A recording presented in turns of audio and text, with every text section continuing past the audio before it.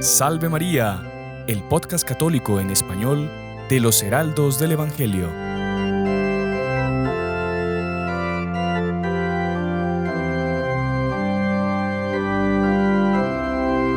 Muy estimados amigos, bienvenidos a un nuevo programa de nuestra serie que se llama Salve María con los Heraldos del Evangelio.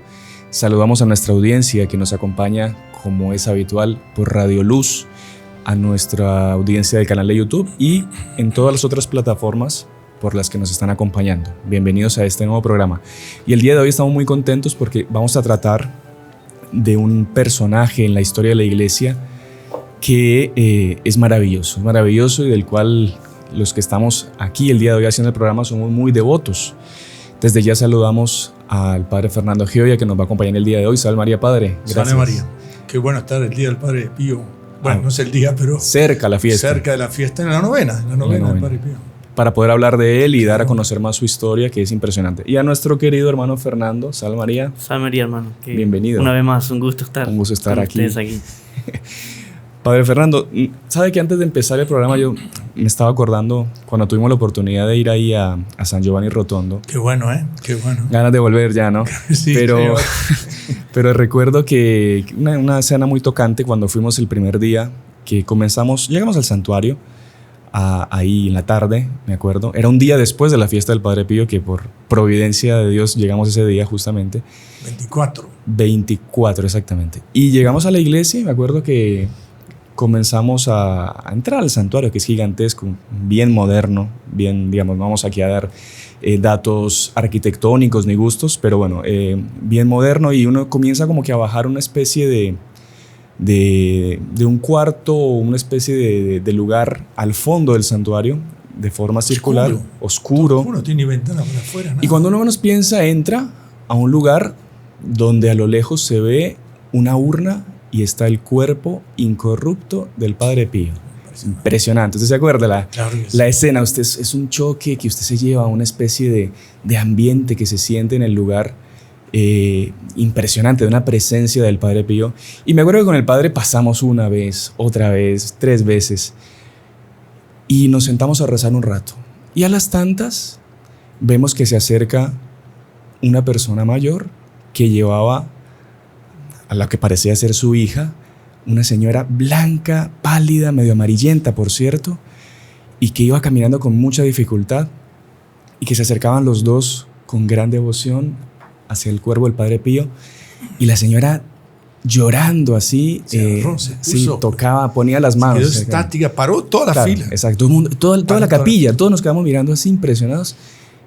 Y ella comenzaba a rezarle al Padre Pío: ayúdame, Padre Pío, en esta malatía, ayúdame en esta enfermedad, Y claro, ahí prácticamente todo el mundo se puso a llorar, y me acuerdo que con el Padre comentábamos: qué impresionante, qué bárbaro. Y la gente respetando, claro. Nadie protestó porque tardó mucho 5 minutos, pero 4 o 5 minutos. Se notaba que estaba viendo ahí algo fuera del protocolo, claro. pero la fe una comunicación que esta persona estaba teniendo con el Padre Pío que era fuera de lo común y que fue muy edificante para todos.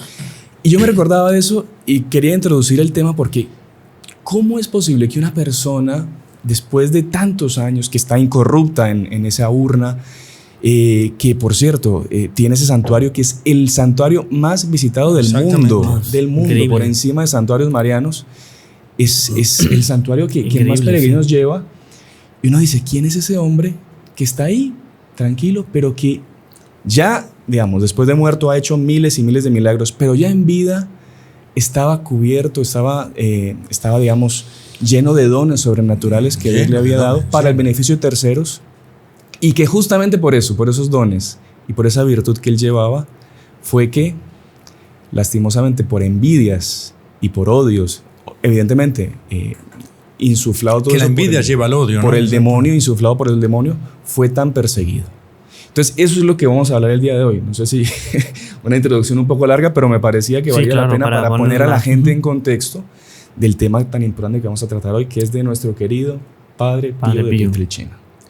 Cuando uno ve eso que dice usted, dice cómo se daba ese arrastre que tenía, ese atractivo, ese imán de su santidad. O sea, ese imán de su santidad no lo consiguió de un día para otro.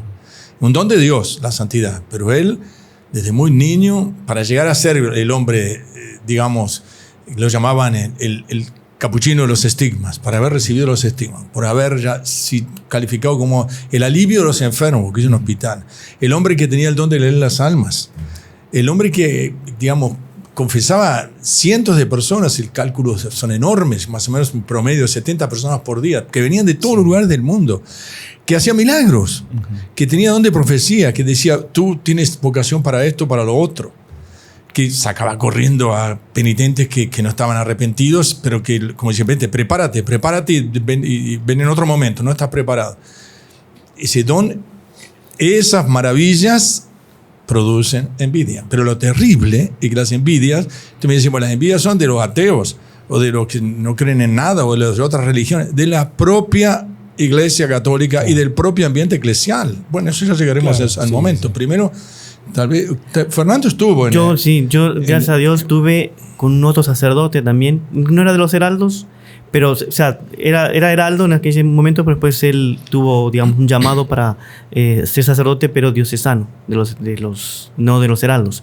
Y estábamos en una parroquia muy cerca de Petelchina, de la zona del Napoletano, que se llama así, que es muy cerca de Nápoles y tal. Por cierto, él nació en Petelchina, que es cerca de Benevento, y entonces íbamos muy a menudo, porque estaba muy cerca, inclusive los mismos transportes. ¿Petelchina iban a menudo? Sí, iba muy a menudo a Petelchina, que es muy bonito. O sea, es lejos, ¿eh? ¿Cuánto tiempo es? Como no sé cuántos kilómetros. De Roma, sí, quizás, pero donde estábamos nosotros era, digamos... Pero de Giovanni Rotondo... Giovanni Rotondo sí, bien lejos, porque, digamos, Giovanni Rotondo queda en el taco de la bota, digamos, ¿no? Y en cambio, Petelchina está cerca de Nápoles, en el Benevento, y muy cerca de Roma también, digamos. Hoy en día, con todos los medios de transportes y las carreteras tan buenas que hay, era fácil de llegar, y realmente se respiraba mucho en Petelchina, que es un pueblo pequeñito, tendrá, bueno, cuando nació nuestro santo eran 4.000 habitantes, pero ahorita... 1887. 87, ¿no? Sí. Fue un 25 de mayo, por cierto, un día después de María Auxiliadora. Mire usted. Pero el pueblo tendrá hoy en día quizás poco más, pero no tanto más. No, pero son dos pueblos, ¿no? Es la Pietrelcina del tiempo del Padre Pío y la Pietrelcina, claro, obvio. Sí, que creció el comercio. Pero mantuvieron esa especie de ambiente con esas calles escalonadas, con piedras. Y uno piensa que en cada esquina va a haber el Padre Pío saliendo, ¿no? Haciendo un milagro, curando a alguien o confesando. Y realmente se respiraba mucho. O haciendo a veces que era muy no broma, sino tenía mucha chispa, ¿no? ¿Qué estás haciendo aquí? Cosas así. O que... Era un santo que tenía, en italiano se dice búrbero, o sea, tosco, pero en el buen sentido de la palabra. Él decía las cosas, ¿no? Blanco sobre negro, pero con mucha chispa, con mucha. La gente no quedaba así resentida, sino quedaba muy. Porque tenía una afabilidad impresionante también. Pero entonces yo me recuerdo que ahí en Petelchina, por ejemplo, en la Torreta, que es una parte de la casa de él, porque él tuvo que volver por problemas de salud y tal. Un cuartito. Es un cuartito, pero que uno es impresionante cómo quedó eso impregnado, ¿no? Del espíritu del Padre Pío. Y lo que usted comentaba de los la cama dones. Y el escritorio, se acabó. Y sí, ¿no? Y después se ve un poco el panorama así de Petelchina, que también es espectacular. Pero los dones que usted comentaba, que él, bueno, discernimiento de los espíritus, la bilocación, inclusive en las perfume en los estigmas, ¿no? Y después en las filas, que había mucha gente le entregaba cartas, ¿no? Pero un montón de cartas, si él las tocaba así, todo se va a solucionar. O sea, ni la leía, porque están tantas cartas, tantas cosas. Fotos también, le presentaban fotos para que toque de enfermo. El paso de él era impresionante. El paso de un santo, ¿eh? Nada de que parece que fanatismo. Bueno, pues lo acusaban de fanatismo porque que lo tocaban, porque querían tocar los estigmas, porque querían besar los estigmas, porque se agolpaban. Pero vio cuando entraba a la misa, él... todo el mundo en silencio, ¿no? Y si uno ve, por ejemplo, videos antiguos de la época del Padre Pío, la gente hacía filas en San Giovanni Rotondo para entrar a las misas. Que era bien de madrugada, porque en aquella época era bien de madrugada, 5 de la mañana, haciendo fila, y cuando abrían las puertas era un tropel de gente que entraba para agarrar los mejores, o sea, los lugares más cercanos de las primeras filas. Para los escalones del comulgatorio, que hoy en día no hay más. Pero de tanto entusiasmo que suscitaba. Y misas a veces de 3-4 horas, ¿no? Y mismo la gente... Y la gente no se las perdía. Era tal la presencia de nuestro Señor Jesucristo y cómo se renovaba el sacrificio de Él en la persona del Padre Pío, que la gente quedaba impresionada. Pues, Él relata que él sentía, durante la celebración, relata al director espiritual de él, que después se lo quitaron, ¿no? Ante esas persecuciones, relata que él sentía, por eso dice, como que sentía éxtasis en el medio de las misas. En medio de las misas, de pronto uno paraba, pero todo el mundo quedaba encantado de verlo. O sea, pero ¿qué es la santidad en persona? Y que la santidad en persona. Y la gente iba no porque él hacía un súper sermón o nada, porque no hacía sermones, era la presencia de él, la santidad. La persona de él. Es muy importante como el apostolado es de testimonio de la persona de la santidad. No solo es la enseñanza de doctrina o de catequesis oral, digamos, ¿no? Ahora, padre, otro punto que es muy, muy interesante recalcar es la lucha que él tuvo desde bien pequeñito contra el propio demonio. Contra el demonio, ¿no? Sí. Porque él narra más adelante, evidentemente todo esto por orden de sus superiores, de sus confesores, porque si fuera por él no escribía nada, porque él era muy humilde. Y claro, así como él tenía mucho contacto con lo sobrenatural, con los ángeles, mismo con Nuestra Señora, tanto así que está el famoso caso cuando él, siendo niño, lo visita este fraile capuchino y le regala una estampa de la Virgen y le dice, sí, yo hablo con ella de vez en cuando. Desde los 5 años. Y el fraile se asusta y le dice, ¿cómo que hablas con ella? Claro, usted no habla con ella. Usted no habla. Usted seguro habla con ella, pero no lo dice porque es humilde. Y claro, y él pensaba que esos dones, o sea, esas visiones que él tenía, esas luchas contra el demonio, él pensaba que era algo corriente. Y todo el mundo tenía. Demás. Hasta los 28 años mantuvo reserva de todo eso. Pero él desde pequeño, él cuenta que él ya en la cuna, él veía como monstruos cercaban su cuna y lo atormentaban. O cuando era pequeño, a los 5 años, cuando se iba a dormir y apagaban la vela, él veía que esos monstruos se acercaban. Pero padre, yo quiero... el demonio me quiere robar. Me quiere robar. Me quiere robar de Jesús, me quiere robar, o sea, por la santidad de él, ¿no? Pero hay un hecho increíble que es cuando él estaba decidiéndose si seguía la vida consagrada o no. Él desde pequeño ya le había hecho una promesa a San Francisco de que él iba a seguir su carisma. Los monjes de barba, los frailes de barba. Los que llevan la barba. Pero cuando él estaba ya en esa... Para que es una lucha siempre entrar a la vida religiosa, por más santo que sea.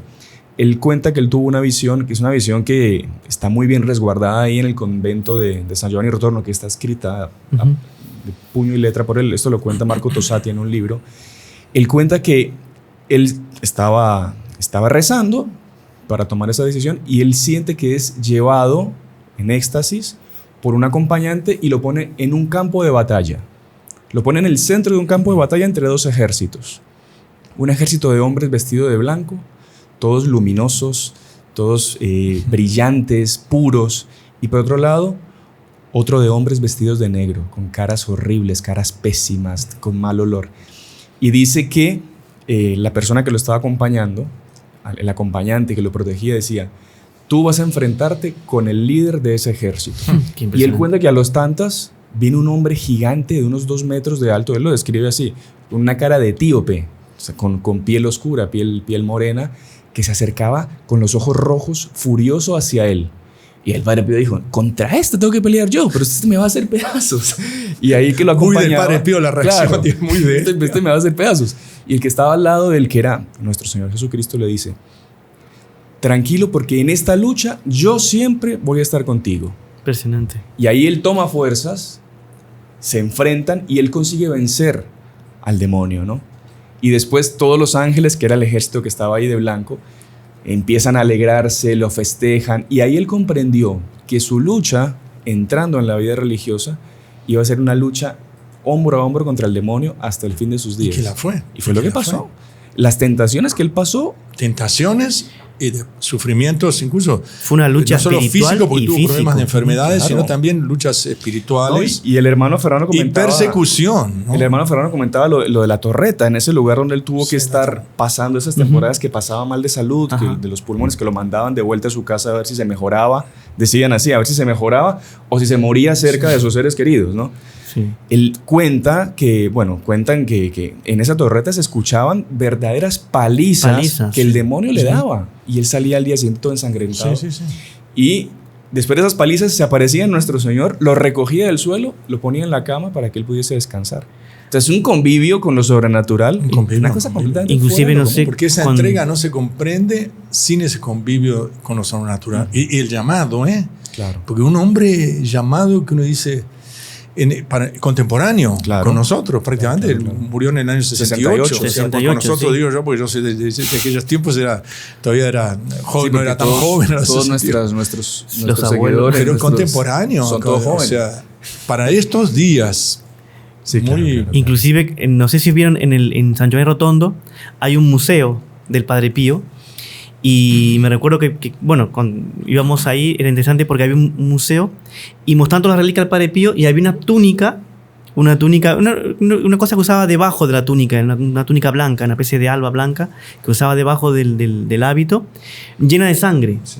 Y uno pensaba, no, debe ser por los estigmas. No, era sangre causada por los golpes del demonio. Exactamente. O sea, increíble. Hasta eso se conserva de cómo el demonio físicamente lo quería. No, y después no solo, claro, físicamente, que es doloroso, pero moralmente y espiritualmente las pruebas que él dice que pasó fueron terribles, pruebas de fe que él decía que... Contra la pureza. Contra la pureza muchísimo. Dice visiones inmorales horribles, que era una lucha de cómo la castidad, la pureza. Pero eso también lo vencía con la ayuda de Dios, pero porque era un hombre de oración. Porque dice, claro. La oración hecha hombre, ¿no? Exactamente. Dice, un hombre de oración en lugar de... Principalmente el rosario. El rosario. Bueno, las devociones de él, la Eucaristía, Sí. María y la Iglesia. Sí, las tres devociones de él. Dicen que era muy común que cuando él estaba caminando, mismo en el confesionario, en cualquier momento siempre con el rosario en la mano. Cuando estuvo enclaustrado, así perseguido y prohibido, dice que rezaba 5 o 6 rosarios por día y leía, rezaba y pasaba 3 horas en meditación y oración y a veces tarde en la noche, llegando a dormir 2 horas, porque la gente no le daba tregua, no le daba ni un minuto libre. Ese lado de oración, por ejemplo, muy terrible las pruebas, la ayuda de Dios, pero la respuesta de él de convivio, ¿no? Porque uno puede tener dones y qué sé yo, y se deja atropellar por las cosas comunes de la vida, ¿no? Exactamente. Y la misa, la Santa Misa eran 2, como dice esa frase que no sé qué autor dice, él vivía para la misa y vivía de la misa. Qué bonito, ese juego de palabras que es muy bonito, o sea, como oración y misa, que daba lugar a que eso, a la entrega, una entrega generosa de él, una entrega total, sacrificada, no pensando en él, solo pensando en la salvación de las almas, y ahí entran las confesiones de él, porque ¿para qué era? Rezo, celebro misa, ya está la gente tocada, pero vamos a dar un paso, queridos hermanos, el paso es confiésense. Sí, claro. Presenten su pecado, limpie su corazón. Él decía, como que decía, si uno deja 8 días una casa o un cuarto sin tocar nada, a los 8 días se llenó de polvo. Por eso hay que confesarse con frecuencia. Cada 8 días, decía. Cada 8 días, decía. Cada 8 días. Volver a lavar la túnica. Por eso me quiere decir, ¿qué año era? O 63, había 100.000 anotados. No, obvio, daba 267 por día, una cosa así por el estilo. Pero no, imposible, anotado, claro. Imposible. Pero por ejemplo en el 67 hicieron el cálculo, confesó 10.000 mujeres y 8.000 hombres, una cosa así por el estilo, o 3.000 hombres, no me acuerdo cuánto, que daba 70 por día. Daba. Claro. 70 personas por día, que no era buenos días, no, porque era llegar a que le absuelva sus pecados, a que le dé un consejo de familia, a que le discierna, y mismo si tenía pecados ocultos, aunque no decir, pero tú has hecho tal pecado.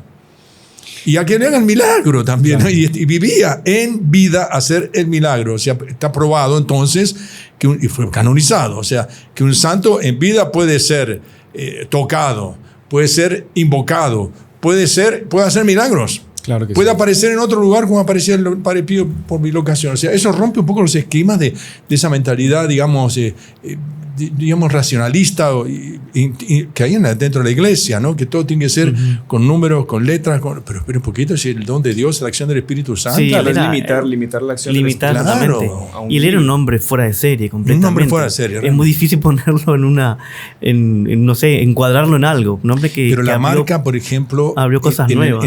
En el sentido de llamado y relación con Jesús nuestro Señor, con la pasión, con la Santa Misa, claro, ese momento sí. que recibe una transverberación, ¿no? Como un personaje que clava una flecha con toda fuerza el corazón y siente un dolor terrible. Después aparecen, un poquito después, unos como que medallones en las manos y en los pies y en el pecho, o sea que le duelen, pero no. Y después recién el 20 de septiembre del año 18, creo que es más o menos, 50 años antes, 68, empiezan los estigmas. Se hacen visibles. Se hacen visibles y salen sangre.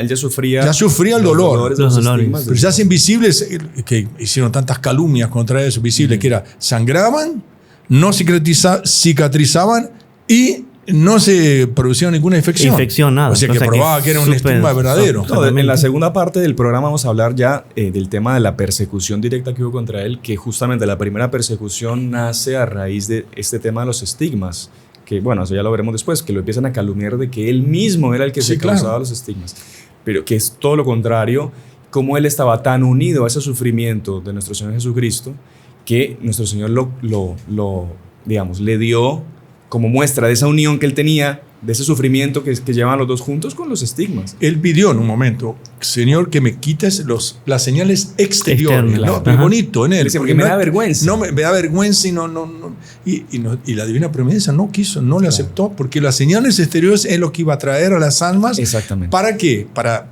venerarlo en vida y ¿para qué? Para confesarse, para convertirse, para salvar las almas. O sea, que es terrible pensar.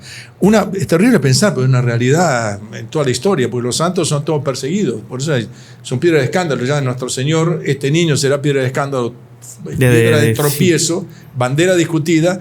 Todos los seguidores de Jesús, nuestro Señor, pasan por esa bandera discutida. Claro. Hay un hecho, con el odio de los enemigos. Hay un hecho interesante de los estigmas, para ver un poco también la psicología, cómo él era una persona muy alegre y muy vivaz. Una vez le preguntaron, pero esos estigmas les causa dolor o es no. Y dijo, ¿tú qué te crees? ¿Que Jesús bromea? Sí, claro. Sí. Y los estigmas tenían perfume, ¿no? Perfumados. Y la gente quería tocar la mano. Él no resistía. Besar, imagínate qué bendición poder besar la mano de un estigmatizado. Sí. Es como que, entiéndase, besar la mano de Jesús. Claro. El representante de Jesús en la tierra. Aquí está mi representante. Mira, aquí yo le puse las llagas para que ustedes vean los que yo sufrí en la pasión. O sea, que tiene cosas impresionante. Y también decían que los estigmas eran una cosa psicológica de él, que él pensaba tanto. Que era un neurótico. Era una cosa neurótica, totalmente. Era una de las acusaciones que le hacían, que era que se autocausaba los estigmas y que era un neurótico y que justamente con eso se aprovechaba para atraer fieles y para hacer negocios. Sí. Una cosa. Pero él decía que a fuerza de tanto pensar en los estigmas, le ven los estigmas. Entonces él le respondió a la persona, dígale a ese que le preguntó, que piense mucho en un buey, a veces le salen los cuernos. No, y lo que es también pintoresco, que es la parte económica, como siempre en todas las envidias, claro. intraeclesiales, podríamos decir, porque las persecuciones que sufrió él fueron prácticamente intraeclesiales, dentro de la Santa Iglesia y a nivel obispo, sacerdote, santo oficio, etc. O sea, no es que fue perseguido los fieles así. Al contrario. Así mismo cuando fue prohibido, la gente iba igual a San Giovanni Rotondo a rezar. Los fieles fueron los que organizaron una asociación para defenderlo. Los propios fieles. Los fieles, exactamente. Los que debían haberlo defendido. Sus propios superiores lo rifaron también. Sí, y los de la congregación lo que querían el dinero, o sea, que el dinero que era de una asociación, qué inteligente de él, una asociación para hacer el hospital, el alivio de los sufrimientos. Muy bonito en el sentido de... Pero bueno, padre, ya estamos haciendo una especie de introducción de marco para entrar en el tema principal de hoy, que es el tema de las persecuciones. Así que vamos a hacer una pequeña pausa. Quédense con nosotros porque al regreso vamos a explicarles por qué fue que persiguieron al Padre Pío, cuáles eran las acusaciones que le hacían al Padre Pío y cómo fue que se resolvió se declaró su inocencia después de comprobar de que eran persecuciones completamente injustas. Los sufrimientos en esa etapa. Exactamente. Y la importante después la gloria. Exacto. Claro. La despedida de él. Es una cosa. Y después la canonización de él. Esperemos que nos dé el tiempo. No va a dar tiempo. No da tiempo. Hagamos la pausa y ya volvemos entonces con el programa. Salve María. Descarga ya nuestra nueva aplicación de los Heraldos del Evangelio. Salve María, disponible en Google Play y Apple Store. Misa en vivo, Santo Rosario, historias de santos, podcast, imágenes religiosas. Puedes descargarla ya mismo en el link que está en la descripción de este video. ¿Qué esperas? Recemos juntos en la nueva aplicación católica de los Heraldos del Evangelio. ¡Salve María! Continuamos con la segunda parte de nuestro programa, Salve María con los Heraldos del Evangelio. Hoy estamos tratando de nuestro queridísimo Padre Pío de Pietrelcina. Y en la primera parte vimos con ustedes todo ese llamado que el Padre Pío tuvo, esa lucha que tuvo contra el demonio desde el principio, el demonio que quería matarlo porque sabía la cantidad de almas que le iba a quitar este gran santo. Y vimos también el tema de los estigmas, la primera parte de los estigmas y carismas, dones del Padre Pío, principalmente en la confesión y entre otras cosas. Pero en esta segunda parte queríamos abordar y entrar en el tema de la persecución que sufrió el Padre Pío. Decíamos que con el tema de los estigmas, cuando al Padre Pío se le hacen visibles los estigmas, el Padre Fernando no me dejará mentir, bueno, el primero, por eso no me vaya a dejar, el primero se acerca a los superiores, ¿no? Los superiores ven lo que está ocurriendo y mandan a llamar 2 médicos de confianza de ellos. Uno era un director de un hospital y otro era un médico también que los ayudaba a ellos. Los 2 revisan al Padre Pío en los estigmas y los 2 llegan a la conclusión positiva de que no hay una explicación médica ni natural de este suceso. Evidentemente, los superiores informan a las autoridades, al obispo, y ahí los medios de comunicación comienzan a difundir de que en San Giovanni Rotondo hay un monje capuchino que está recibiendo los estigmas de nuestro Señor Jesucristo. Y eso da paso a que miles y miles de peregrinos de todo el mundo, exactamente, de América iban, de América, de Estados Unidos, quieran ir a San Giovanni Rotondo a ver al monje que recibe los estigmas, a besarle los estigmas, a ver una misa y a confesarse con él.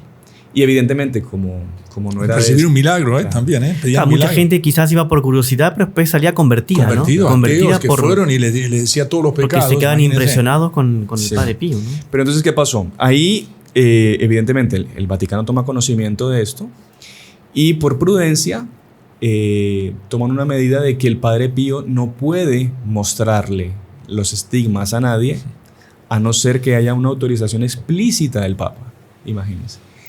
Y en la época había un médico muy famoso, que era el doctor Gemelli, que por cierto, el hospital donde Juan Pablo II fue atendido después del balazo que recibió el 13 de mayo del 81, fue en el hospital Gemelli, que era digamos, en memoria de este médico, que era un médico muy famoso, que él incluso fue fundador de la Universidad Católica de Milán, era muy amigo del Papa Pío XI, era un personaje que él, pero antes de ser sacerdote era un ateo militante, socialista, militante. La cosa es que él tenía... Se hizo franciscano. Se hizo franciscano. Le habían ofrecido ser jesuita, ser dominico por sus capacidades, pero él no, dijo, no, yo quiero ser humilde, voy a ser franciscano. Buenísimo.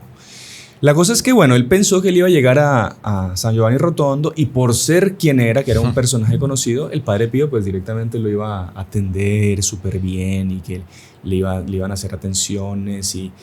Pero el Padre Pío tenía una norma muy clara de que él no podía mostrar los estigmas. La cosa es que el Padre Gemelli llega... Una prohibición. El Padre Gemelli llega así contento a ver al Padre Pío y un poco con curiosidad también y para poder dar su veredicto como médico. Y se encuentra con el Padre Pío y le dice que quería ver los estigmas. Y el Padre Pío le pregunta, pero una pregunta, ¿usted tiene una orden explícita del Papa? No, no la tengo, pero quiero ver sus estigmas. Pues lo lamento, no le puedo mostrar. Y como era obediente el Padre Pío, en toda su persecución él tuvo una actitud de humildad, impecable, de obediencia, de silencio, de bajar la cabeza, de sufrir. Claro.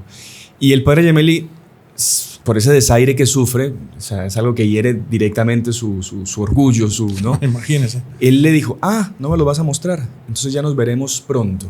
Lo amenaza al Padre Pío. Bueno, nos vemos cuando quiera. Padre Gemelli vuelve a Roma y publica un veredicto contrario a los estigmas del Padre Pío, mintiendo además, que él los había revisado, que era una cosa provocada por el propio Padre Pío, y que el Padre Pío además era un neurótico. Neurótico, era una especie de loco. Sí. Y claro, el Padre Pío cuando lee esto, pero ¿cómo este hombre dice esto si nunca me revisó los estigmas? Y esto dio pie a que comenzase ya toda una investigación del Santo Oficio, ¿no? Que es lo que hoy en día sería la Congregación para la Doctrina de la Fe, que son los que se encargan de custodiar la fe y la doctrina en la Iglesia Católica. Pero también antes de eso estaba todo el más cercano a él, como él llegó a Giovanni Rotondo, Ya San había Giovanni Rotondo, le una llamaban antipatía, el ¿no? convento de la desolación, lo llamaban, no iba nadie, en medio de la montaña perdido. La gente, como llegó un fraile joven, que confesaba y daba consejos, tenía el don de leer la sangre, empezó a fluir mucha gente. a ir y acercarse, y entonces eso empezó a producir envidia, obviamente, del clero secular. Claro. Entre los cuales el obispo y algunos canónicos que había, Sí. que después se comprobó que el obispo tenía una vida un poco licenciosa, Claro, era orgullosa, y que fue destituido a los 5 años después de que Monseñor empezó. Gagliardi. era. Gagliardi. Parece ser que, o sea, era de Manfredonia, ¿no? Los obispos de la Manfredonia. Parece ser que esa zona, sobre todo San Juan Rotondo, era famoso por la mala vida que se llevaba, ¿no? Y de impureza. De digamos. impureza, sí, de impureza, había casas, fin, de pecados, tal. Y entonces, muchos de los, es duro decirlo, feo, clientes de esas casas de inmoralidad eran los sacerdotes. O sea, no todos, pero muchos eran sacerdotes, y parece que el obispo también era muy permisivo en eso, y parece que también Tenía acciones. tenía en el acciones, negocio, ¿no? sí, frecuentaba.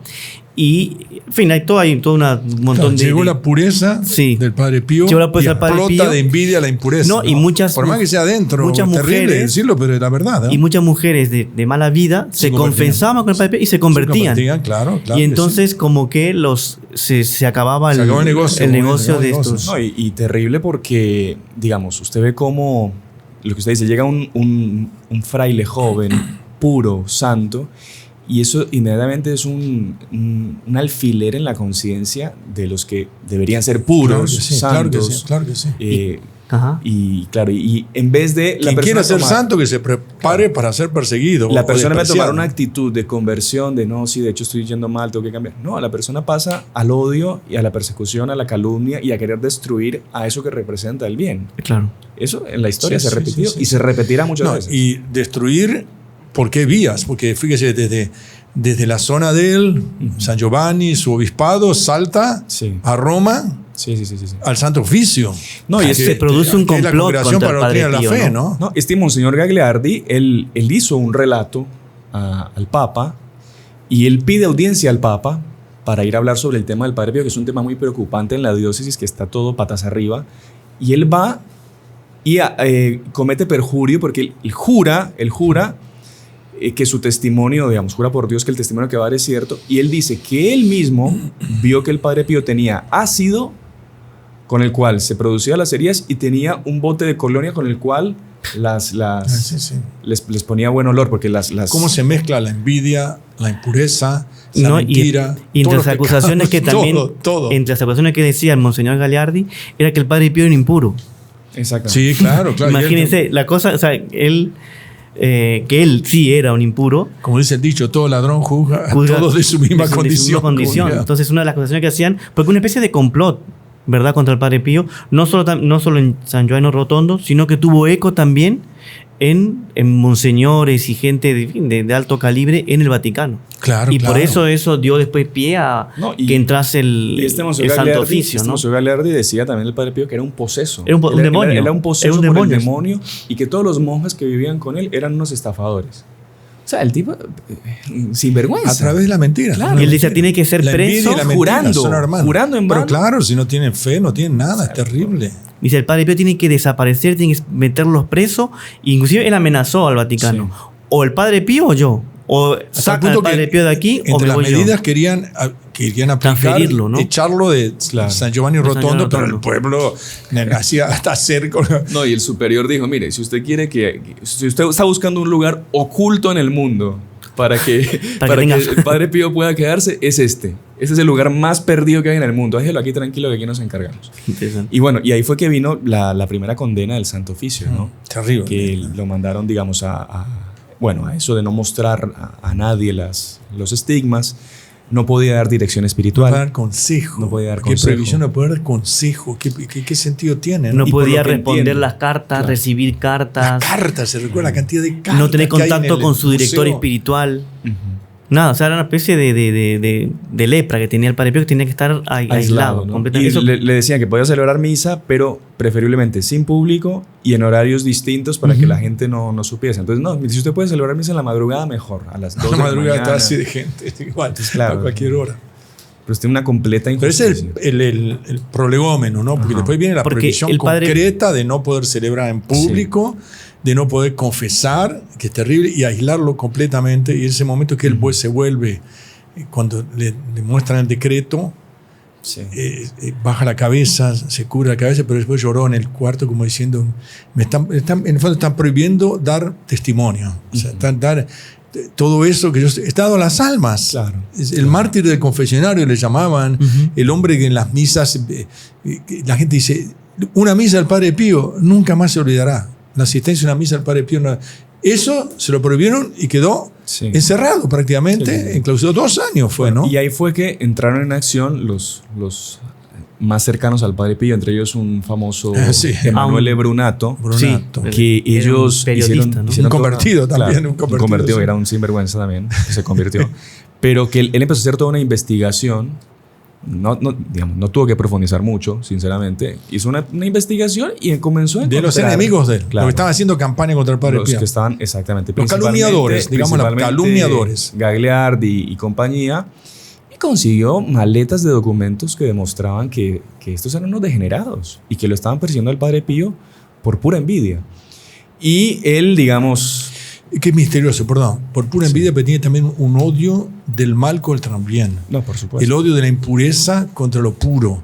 El odio de lo desordenado y sucio contra lo limpio, ordenado y bello. Es terrible. Hay un fondo que no es yo soy envidio. ¿Por qué la persona es envidiosa? Porque odia al bien, a lo que es bonito. Es lo que pasó con nuestro Señor Jesucristo. Lo crucificaron.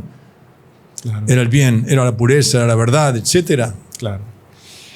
Y entonces este Brunato presenta una especie de bosquejo del libro que él quería publicar, un montón de documentos, demostrando la vida licenciosa de los que deberían vivir santamente y ser ejemplo para los fieles.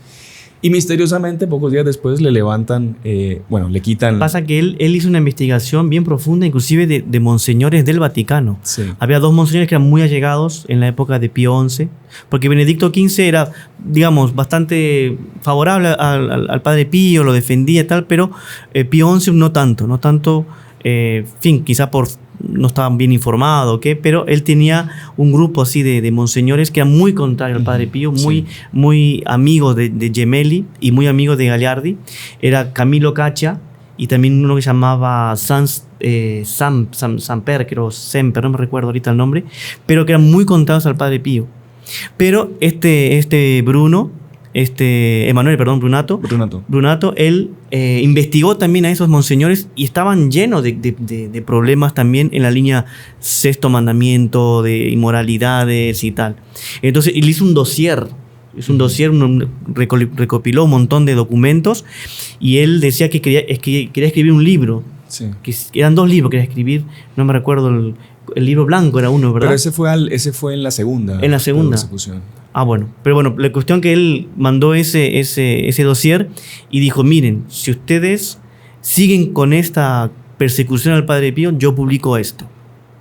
Y eso fue, él dijo, inclusive puso fecha, el 16 de julio, que es el día de Nuestra Señora del Carmen, eso fue el año 33, si no me engaño, 1933. Y curiosamente, el 14 de julio... Inmediatamente lo liberaron. El 14 de julio, sí, sale un decreto tal. Inclusive, uno de estos monseñores comenta, y que después se enteró, también Emanuel se enteró, Pío XI dice, hoy por primera vez en la historia de la Iglesia, el Santo Oficio tiene que dar una vuelta atrás, una marcha atrás. En una decisión. En una decisión, en un decreto. Eso hace recordar... Nuestro Señor Jesucristo no tuvo el Bruneto ni nadie que lo defendía, pero con nuestro Señor Jesucristo, cuando enfrentó, dijo, hipócritas, raza de víboras. En el fondo los desmanteló, los descubrió para el público. Esto es una raza de víboras. En el fondo es lo que hizo este Bruneto, y cuando dice eso, todo el mundo, porque la historia se repite. Claro. La historia se repite, con todos los santos se repite, pero en fin, usted estaba contando que porque hubo 2 persecuciones, 2 etapas, 2 momentos, ¿no? Al inicio, digamos, 2 tiempos. La idea de publicar esto le fue presentada al Padre Pío. El Padre Pío furioso. Furioso, no quería. Pero usted, ¿cómo se le ocurre hablar? Y lo agarró del cuello, así al que... Sí. No a Brunetto, a otro que estaba apoyando. Y el Padre Pío, tú, hablar mal de tu madre, de la iglesia, nunca. Pero claro, los otros vieron que era la única solución porque... En fin, porque era quizás no era la más oportuna, claro, pero dio resultados por lo menos. El Padre Pío siempre... pero para mostrar ese lado... el lado del Padre Pío de amor a la iglesia. Pero la verdad tiene que prevalecer. Pero esa fue la primera. Estamos mezclando, porque hay una etapa 31, 33 de prohibición, después lo liberan, pero después en el 60 viene otra campaña publicitaria contra él, cuando él estaba haciendo, pero imagínense, estaba haciendo el hospital del alivio del sufrimiento, que terminó siendo, creo que en el 66, el hospital que tenía más camas de Italia, 600 camas. Ese hospital todo hecho es considerado uno de los milagros de Padre Pío. Exactamente. Porque es un hospital que está en una montaña, en una época que lo empezó a construir en plena guerra, en un lugar donde no había agua, difícil de llegar, de acceso, etc. Sin embargo, no, tenemos que hacer un hospital del alivio de la sufrimiento, alivio del sufrimiento, y tenemos que hacer, y se transformó en uno de los hospitales más famosos e importantes de Italia.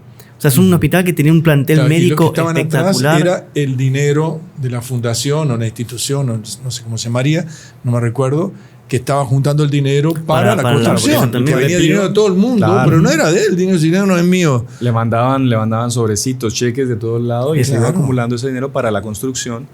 Y es interesante un dato, que él al inicio, cuando ya el hospital estaba funcionando, el Padre Pío le mandó una carta al Papa pidiéndole que después de la muerte de él, que la Iglesia, que el Vaticano se encargase de llevar adelante el funcionamiento del hospital, porque eso garantizaría la perpetuidad de la obra. Uh-huh. Y el Vaticano, el Papa le dice que no, que ellos no estaban para eso, que muchas gracias, pero que siguiese con su trabajo. Y después es el propio Vaticano el que manda, por obediencia al Padre Pío, a entregarles el control y el título del hospital al propio Vaticano, a la iglesia. Entonces se cumplió lo que el Padre Pío quería. El Padre Pío decía. Claro, evidentemente.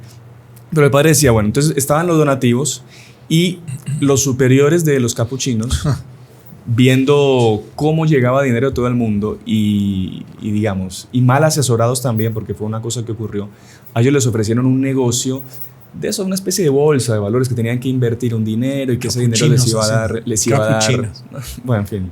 Franciscanas, Entonces, claro, ellos a las tantas tenían que hacer un desembolso muy grande para no poder perder lo que ya habían invertido, porque era una forma muy agresiva de invertir que si se sabía y se estaba bien asesorado se ganaba mucho dinero rápido. Y ellos, viendo la necesidad de conseguir ese dinero, fueron a donde el Padre Pío a exigirle, por nombre de la Santa Obediencia, de que él tenía que entregar ese dinero a la orden para poderlo invertir en ese negocio que ellos estaban haciendo. El Padre Pío, evidentemente, no, pues que ese dinero no es mío. Claro, no podía, hacía robo. No puedo, ese dinero está en nombre de una asociación, no puedo. Y bueno, y ahí después, además del tema económico, comenzaron a acusar al Padre Pío ya directamente de temas morales, principalmente en las confesiones. Decía que él, en las confesiones, con señoras o con señoritas, estaba tomando actitudes pésimas.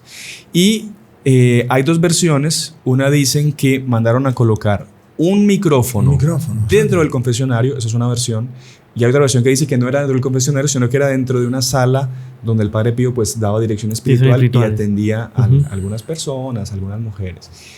Él tenía una de sus hijas espirituales, como le llamaba, más querida, que se llamaba Cleonice, que él le había salvado de la muerte, porque es el caso famoso que él rompió el nombramiento de maestra en una ciudad X donde iba a ser mandada, y él le rompe ese nombramiento, ella no viaja porque ya no tiene el nombramiento de maestra, y la chica que mandan a reemplazarla pues es violada y asesinada, y claro, ahí es que esta Cleonice se convierte, le viene a agradecer al Padre Pío, y a partir de ese momento es que ella pasa a ser una de las más fieles hijas del Padre Pío.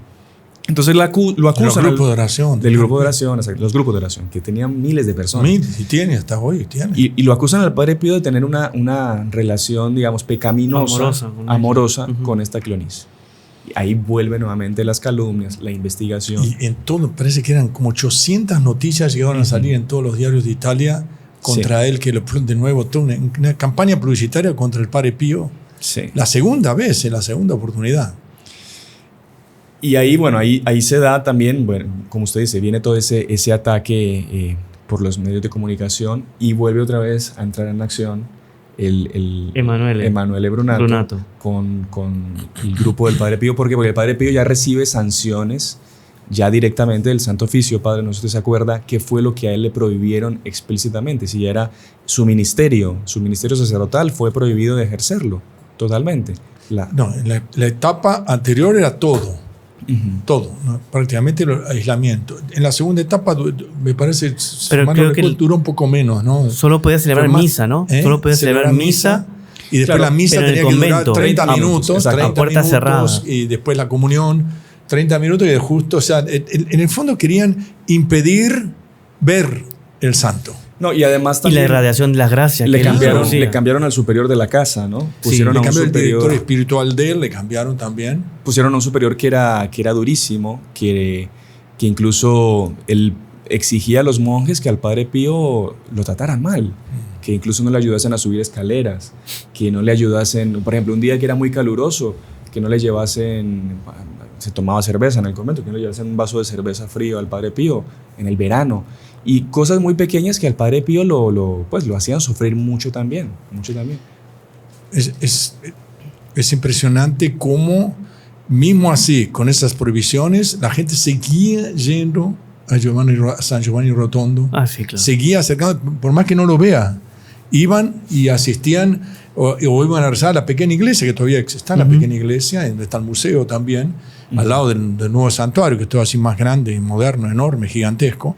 Pero uno ve como la persecución, por un lado, lo hacía sufrir, y por otro lado, atraía más a las almas el consuelo a la espera de los consejos. Pero ya la última etapa es emocionante, digamos, de él.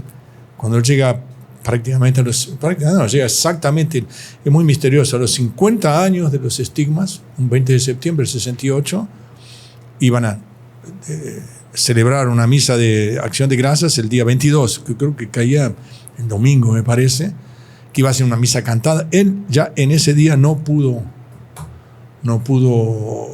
cantar la misa, pero la gente que cuando vio que abrió las manos, las estigmas no estaban más. Qué bárbaro, increíble. Fue como una especie de desmentido. Desmentido, porque mire, 50 años, y como estaba muriendo, cuando salió de la misa, él tropezó y casi desmayó, claro. Lo pudieron agarrar. Ahí solo pudo abrir la ventana para dar la bendición en los últimos momentos, y con un pañuelo que todos saludaban. Qué misterio eso, ¿no? Porque uno diría, hasta Dios le pidió esa humillación, porque fue una humillación. Sí. Fue una humillación en esos últimos momentos de su vida. Uno diría, no, ya, final feliz, glorioso, va a demostrarse que él fue perseguido por ser santo y que él tenía toda la razón y que... No, Dios le pide ese sacrificio también. De que no se ven los estigmas. Era toda una farsa entonces.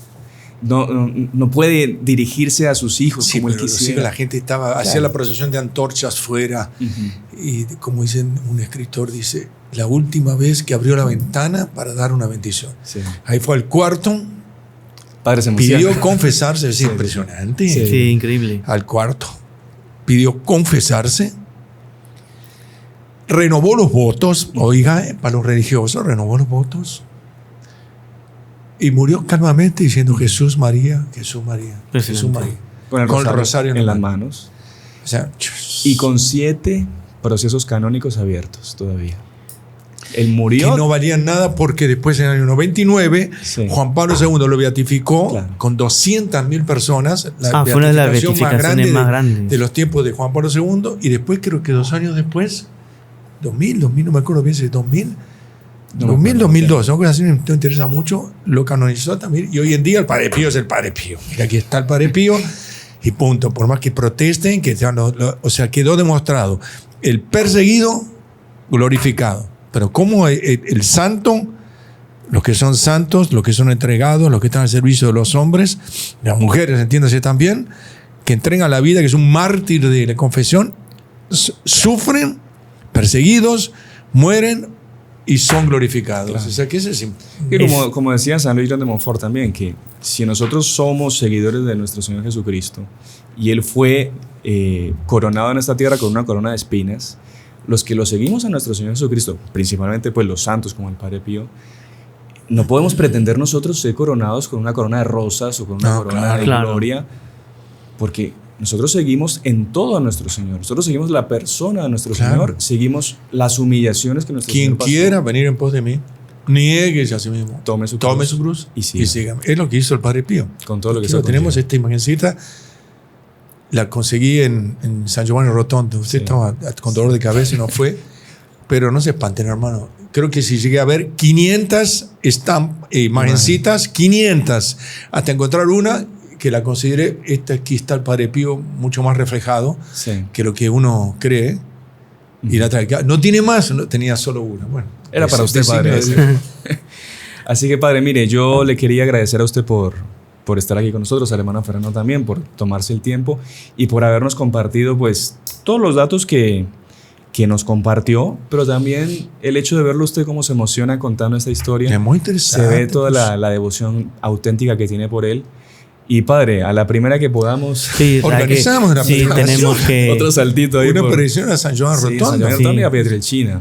De repente, si el Padre Pío nos ayuda a llegar a 200,000 suscriptores, nos vamos a Pietrelcina. Hasta fin de año hacemos una peregrinación y vamos a Pietrelcina, si Dios quiere. Claro que sí. Así que, Padre, quería recordarles también a nuestra audiencia que ya está disponible la aplicación de celular que se llama Salve María. Simplemente buscarla en el Google Store, en el Apple Store, buscarla como Salve María, descargarla, donde pueden encontrar la misa diaria en vivo, el rosario, historias de santos, los podcasts, este programa de radio, oraciones para la familia, para que sea una ayuda. A veces a la gente le cuesta rezar sola, pues ahí nosotros estaremos con ustedes acompañándolos en esta aplicación que la pueden buscar, se llama Salve María. Y Padre, si para terminar, antes de la bendición, hay espacio para una pequeña oración. Una pequeña oración. Vamos ya, porque si no se nos va el tiempo. Oración al Señor por intercesión del Padre Pío. Oh Dios, que a San Pío de Pietrelcina, sacerdote capuchino, le has concedido el insigne privilegio de participar de modo admirable de la pasión de tu Hijo, concédenos por su intercesión, vamos a poner, cada uno pone la gracia de, pongan su intención, que ardientemente deseamos, y otórganos sobre todo que nos conformemos a la muerte de Jesús para alcanzar después la gloria de la resurrección. Amén. Gloria al Padre, al Hijo y al Espíritu Santo. Como era en el principio, ahora y siempre, por los siglos de los siglos. Amén. Y la bendición de Dios Todopoderoso, vamos a darla con el Padre Pío. ¿Por qué no? Claro que sí, la bendición de Dios Todopoderoso, Padre, Hijo y Espíritu Santo, descienda sobre ustedes, sobre vuestras familias y permanezca para siempre. Amén. Padre Pío, ruega por nosotros. Salve María, nos vemos la próxima semana. Salve María.